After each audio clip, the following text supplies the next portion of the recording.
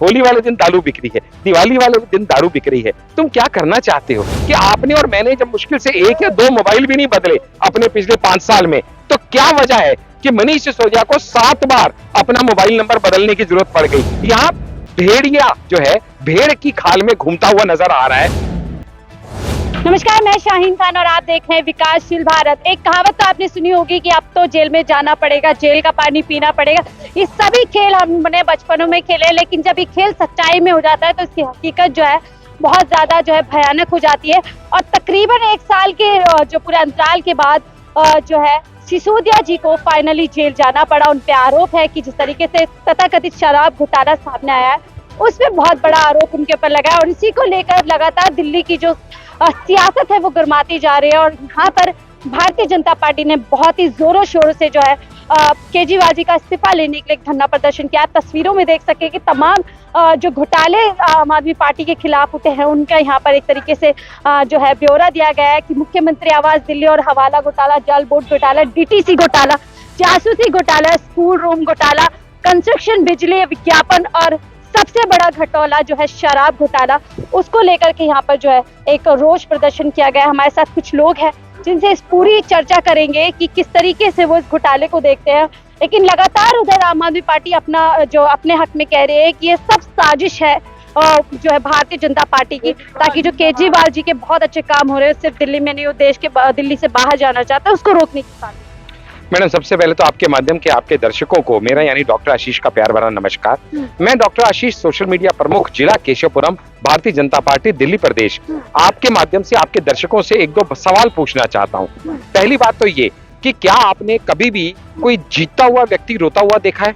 आपने भी बचपन में गेम्स खेली होंगी, चाहे स्टापू हो, लूडो हो, हमने भी खेली है, चाहे क्रिकेट हो चाहे जूडो हो। हारता हमेशा जो है वो ही रोता है। तो इस समय जो रो रहा है वो ही रो रहा है जिसको पता है कि अब मैं हार रहा हूँ। हार किस लिए रहा है?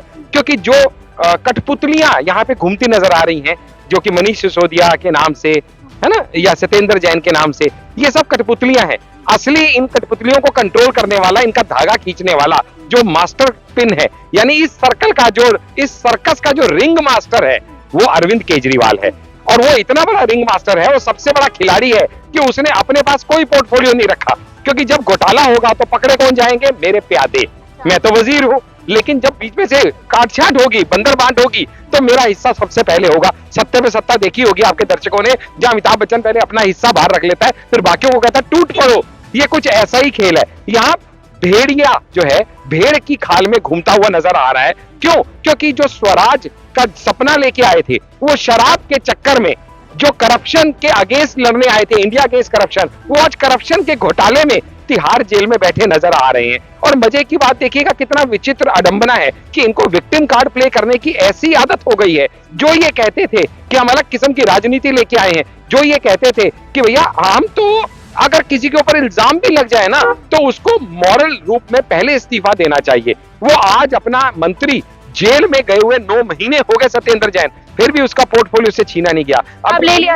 अब जब मनीष सिसोदिया भी आटे में आ गए, मैडम, लोग तब नहीं बदलते जब उनको बदलना चाहिए, लोग तब बदलते हैं जब उनके पास बदलने के अलावा और कोई चारा ना बचे। बकरे की मां कब तक खैर मनाएगी? कभी तो ईडी और सीबीआई के शिकंजे में आएगी।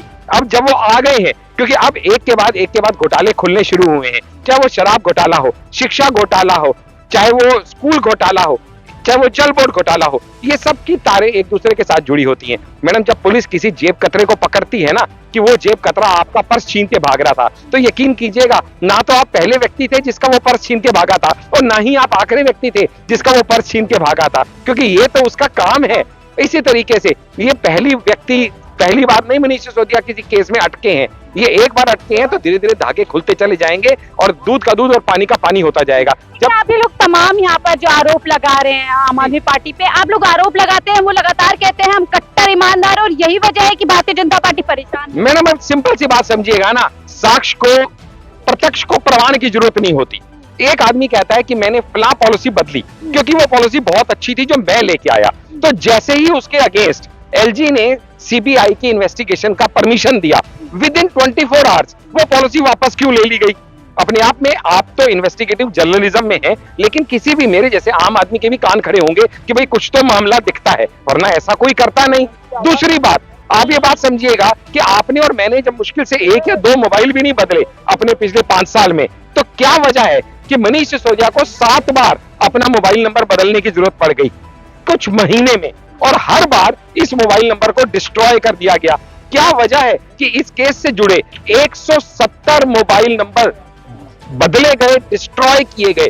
170, ये कोई छोटा नंबर दिखता है मैडम आपको? यानी कहीं ना कहीं बिना आग के धुआं तो होता नहीं, कुछ ना कुछ तो कालाकांडी कहीं की गई है। इन्हीं सब चीजों के चलते हुए जब सीबीआई ने मनीष सिसोदिया को इंटेरोगेट करना शुरू किया, तो उस समय इनको जब धाराएं लगाई गई इनके ऊपर, तो 120 और 477 ए लगाई गई।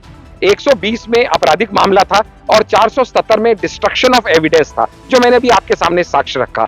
इतने पे भी जब बात नहीं बनी, तो मजिस्ट्रेट के सामने जब कोई गवाही दी जाती है तो वो एडमिसिबल इन कोर्ट ही होती है, जब गवाही सीधा मजिस्ट्रेट के सामने दी जाती है।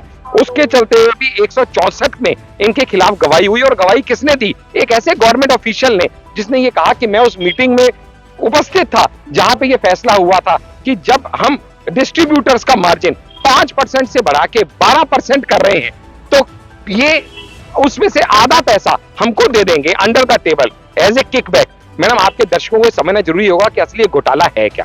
घोटाला ये है कि दिल्ली की जनता ने विकास के लिए इनको चुना, दिल्ली की जनता ने दिल्ली के उद्धार के लिए इनको चुना। इन्होंने वादे वादे बड़े लुभावने किए, हम दिल्ली को पेरिस बना देंगे, स्विट्जरलैंड बना देंगे, फलाना कर देंगे, धमकाना कर देंगे, वाईफाई फ्री कर देंगे, मार्शल्स लगा देंगे, यमुना को क्लीन कर देंगे। हुआ कुछ भी नहीं। इसके विपरीत इन्होंने दिल्ली की जनता का, टैक्स पेयर्स का जो पैसा था वो हथियाने का षड्यंत्र बनाया।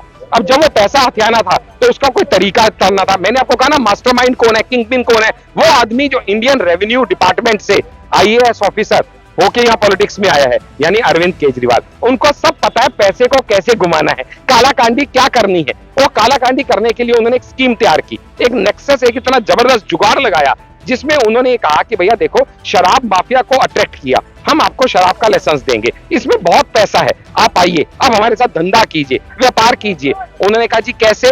बोले जो लाइसेंसिंग फीस है L1 की, जो डिस्ट्रीब्यूटर को मिलती है, जो 25 लाख में मिलती है, हम आपको 5 करोड़ में देंगे।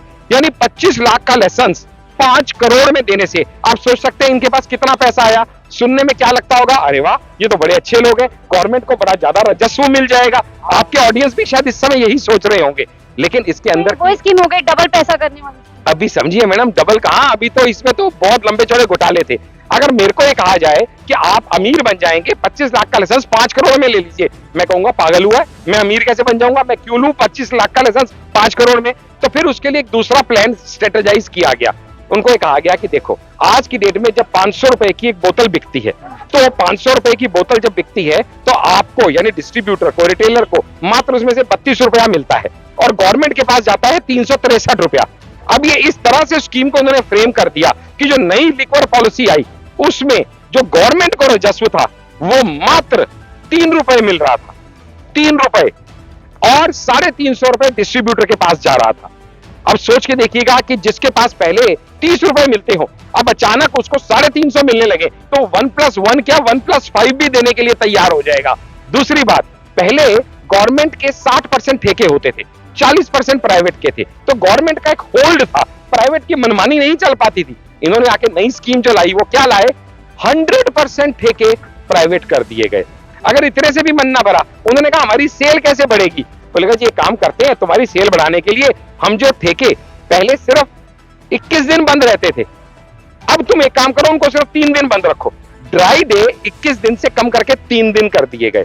ये नहीं सोचा कि इससे हमारे देश की संस्कृति सभ्यता पे क्या होगा। शिवरात्रि वाले दिन दारू बिक रही है, होली वाले दिन दारू बिक रही है, दिवाली वाले दिन दारू बिक रही है। तुम क्या करना चाहते हो? इतने से भी मन नहीं भरा इनकी, अनैतिकता की इंतहा पार कर गए, जिसको आप आपके नाम से जानते हैं ना, आम आदमी पार्टी। ये आम आदमी पार्टी नहीं है, ये अनैतिक, असंवैधानिक पार्टी बन चुकी है।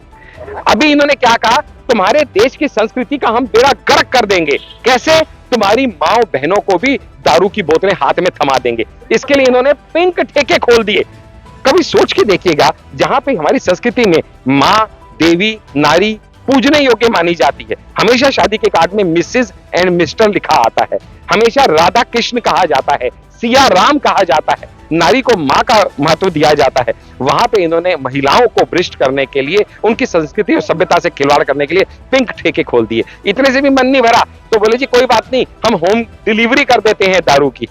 अरे यार एक बात सोचो, कोरोना के टाइम पे जब लोगों के पास ऑक्सीजन नहीं था, कोरोना के टाइम पे जब लोगों के पास नौकरियां नहीं थी, कोरोना के टाइम पे जब लोगों के पास खाने को रोटी नहीं थी, कोरोना के टाइम पे जब आपने वादा किया था कि हम किराएदारों को किराया माफ कर देंगे, आपने एक भी वादा पूरा नहीं किया। वैक्सीनेशन फ्री भी दी तो मोदी ने दी, और उसके बावजूद आपने क्या किया, कोरोना के टाइम पे दारू फ्री कर दी, एक के साथ एक फ्री कर दी। आप इतने इंतहाई हद तक गिर चुके हैं। आरोप लगा रहे हैं आप। ये आरोप नहीं है, केजरीवाल तथ्य है, ये तथ्य है, एक एक चीज तथ्य है। अगर 32 जोन है जहां पे जब दारू डिस्ट्रीब्यूट होती है, दारू शब्द इसलिए इस्तेमाल कर रहा हूं, लिकर कहना चाहिए मुझे, क्योंकि आपकी जो दर्शक हैं वो उसको सब तरह के दर्शक देखते समझ पाए। तो दिल्ली में 32 जोन में दिल्ली डिवाइडेड है, जब लिकोर पॉलिसी के हिसाब से कहा जाता है। उन्होंने हर जोन के अंदर 27 नई दुकानें खोलने का ऑर्डर दे दिया। हर गली चौबारे पे कोने कोने में दारू बिकने लगेगी, ऐसा उन्होंने प्रावधान कर दिया। रात के 3 बजे तक रेस्टोरेंट में आपको दारू मिलेगा, इसका उन्होंने इंतजाम कर दिया। ड्रॉट बियर पीने की उम्र भी, शराब पीने की उम्र, मैडम जो शिक्षा मंत्री का ये नाटक करते हैं ना, वो शिक्षा मंत्री कैसा है सोच के देखो। स्कूलों के बाहर दारू के ठेके खोल दिए, छोटे छोटे बच्चों को दारू क्या होती है उससे अवगत करा दिया, और जवान बच्चों के हाथ में दारू की बोतल थमा दी क्योंकि उसकी एज भी कम कर दी। मतलब इन्होंने साम दाम दंड भेद कुछ भी हो, नैतिकता गई ऐसी की तैसी में, संस्कृति गई ऐसी की तैसी में, हमारे संवैधानिक मूल्य सब खत्म कर दिए, सिर्फ पैसा किसी तरीके आए। आप समय सभी विपक्ष पार्टियां इस समय जो है एकजुट हो रही है और कह रही है कि ईडी और सीबीआई जैसी एजेंसियों का आपके खिलाफ, उनके खिलाफ जो है गलत इस्तेमाल किया जाए। मैडम आपने कहावत सुनी होगी ना, चोर चोर मुसेरे भाई। तो जब सिर पे बल पड़ती है तो सारे विपक्ष एक समान हो ही जाते हैं। सब एक साथ होके इस समय मोदी से लड़ने का संकल्प बनाए बैठे हैं। लेकिन मजे की बात क्या है, इनका आपस में कोई सिर पैर नहीं। जब राहुल गांधी सोनिया गांधी के पीछे ईडी पड़ती है तो केजरीवाल कहते हैं ईडी निष्पक्ष काम कर रही है। जब अरविंद केजरीवाल के पीछे ईडी पड़ती है तो यही कांग्रेस कहती है ईडी निष्पक्ष काम कर रही है। यही अरविंद केजरीवाल थे जो कहते थे अपना सीएम बनने से पहले कि मायावती, लालू ये सब भ्रष्ट हैं, इन सबको जेल में डाल देना चाहिए। शीला दीक्षित के अगेंस्ट 800 पेज की इनके पास पूरी ब्रोजर था इनके पास। और मंत्री बनने के बाद, मुख्यमंत्री बनने के बाद ये वही लालू के साथ स्टेज पे खड़े होके फोटोएं खिंचाते पकड़े गए। और उसके बाद जब मीडिया ने सवाल उठाए तो उन्होंने कहा जी मुझे तो धोखे से इन्होंने स्टेज पे बुला लिया था, और उसके बाद मेरा हाथ पकड़ के इन्होंने फोटो खिंचा ली। और आज उसी के साथ मिलके ये मुख्य राजनीतिक पार्टियां जो हैं वो ईडी के अगेंस्ट लेटर लिख रही हैं। वो क्या है, वो सिर्फ है पॉलिटिकल वेंडेटा। आप चोर चोर मसेरे भाई की बात कर रहे हैं, वो कहते हैं मोडानी की दोस्ती की बात कर रहे हैं, तो ये कैसे चलेगा? जब वो लोग बात कर रहे हैं, वो कह रहे हैं कि आप लोग अडानी के मामले में कुछ नहीं बोलते हैं। देखो अडानी का जहां तक मामले की बात है ना, अडानी का मामला है क्या वो भी आपके दर्शकों को समझना पड़ेगा। अडानी एक ऐसा व्यक्ति है जो हमारे देश के इकोनॉमी को आगे बढ़ाने का काम कर रहा है।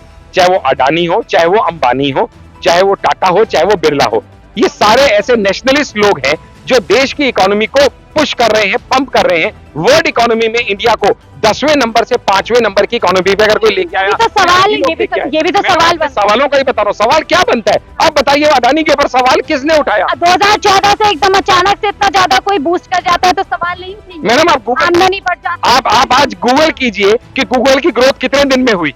आप जरा फेसबुक की ग्रोथ कितने दिन में हुई। जितने भी मल्टीनेशनल कंपनी है सब 2-2, 3-3 साल में ग्रो की हैं। लेकिन इससे बड़ा सवाल यह है कि अडानी जैसे व्यक्ति के ऊपर सवाल खड़े कौन कर रहा है? एक फर्म जिसका नाम है हिंडनबर्ग। आपके दर्शकों को बताना चाहूंगा ये हिंडनबर्ग क्या है। ये हिंडनबर्ग 2017 में शुरू हुई एक इन्वेस्टिगेटिव फर्म है। कहां है? यूएसए में है। टोटल एम्प्लॉय कितने हैं? अडानी के ऊपर इल्जाम लगा रहे हैं, इनके टोटल एम्प्लॉय 5 हैं। सोच के देखिएगा कैसी फर्म होगी। आप गूगल करके देखिएगा इनके बोर्ड ऑफ डायरेक्टर्स क्या है, पता नहीं चलेगा। इनकी इन्वेस्टमेंट पॉलिसीज क्या है, पता नहीं चलेगा। वेबसाइट पे इनका एड्रेस है क्या ऑफिस का? नहीं है। टेलीफोन नंबर है क्या? नहीं है। जिस फर्म का टेलीफोन नंबर नहीं, एड्रेस नहीं, total 5 employee, board of directors का पता नहीं, उसके कहने के ऊपर आप ये मान लें कि अडानी चोर है। सबसे बड़ी बात यह है ये झूठे नैरेटिव सेट करते हैं कि गवर्नमेंट ने पैसा डुबो दिया, एलआईसी का डुबो दिया। भारतीय जनता पार्टी के जो अभी विधायक थे, पूरा रिश्वत 4 करोड़ के तकरीबन जो 40 करोड़, उस पर आप क्या कहेंगे? उस पर हम ये कहेंगे कि किसी एक व्यक्ति के गलत होने से पार्टी गलत नहीं हो जाती। इंपॉर्टेंट क्या होता है? देखिएगा, एक बात समझिएगा, गलत व्यक्ति कभी भी कहीं भी, सारे डॉक्टर अच्छे नहीं होते, सारे वकील अच्छे नहीं होते, सारे राजनेता अच्छे नहीं होते, लेकिन किसी भी पार्टी का चरित्र पता कब चलता है कि अगर कोई व्यक्ति गलत काम करते हुए पकड़ा गया तो आपने उसको बैकिंग किया या आपने उसको निकाल दिया। जितने लोगों ने आज तक मोदी के अगेंस्ट गालियां दी हैं, अपशब्द कहे हैं, क्या क्या नहीं कहा, कांग्रेस ने उन सबको प्रमोट किया है, कांग्रेस ने उन सबको सर माथे पे बिठाया है। लेकिन हमारी ही नुपुर शर्मा ने जब कुछ गलती से गलत वाक्य बोल दिया तो बीजेपी ने उसको इग्नोर नहीं किया, उनको पार्टी से हटा दिया, उनको स्पोक्स पर्सन के पद से हटा दिया।